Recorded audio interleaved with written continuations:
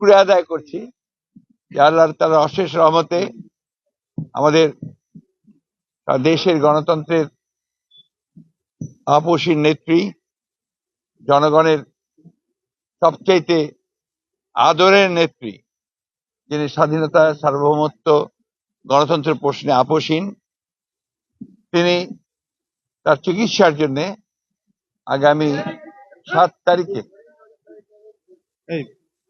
7 তারিখে তিনি সম্ভবত রাতে তিনি লন্ডনের উদ্দেশ্যে যাত্রা করবেন তার চিকিৎসার জন্য।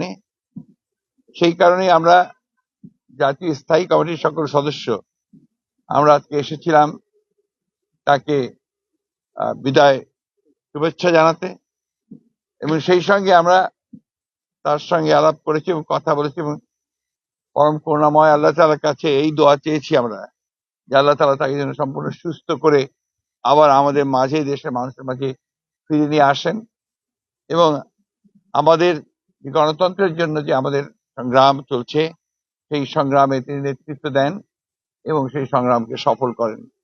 বাংলাদেশের মানুষেরও সেই প্রত্যাশায় আমরা আল্লাহ তাআলার কাছে এই দোয়া করছি যে তার এই যাত্রা যেন সফল হয়, তিনি সুচিকিৎসা করে আবার আমাদের মাঝে ফিরে আসতে পারেন। এই বিষয়ে আরেকগুলো আলাপ হয়েছে আমাদের, সেই রকম কোন ধরনের রাজনৈতিক আলোচনা হয়নি।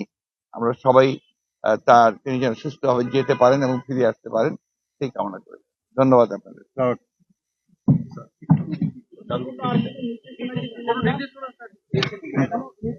নির্দেশনা দিয়েছেন যে একসাথে কাজ করো, জনগণের পক্ষে কাজ করো, গণতন্ত্রের পক্ষে কাজ করো। এটাকে আমি বলতে পারি, কি বলবো বলেন, চিকিৎসকরা বলবে। আমরা আশা করি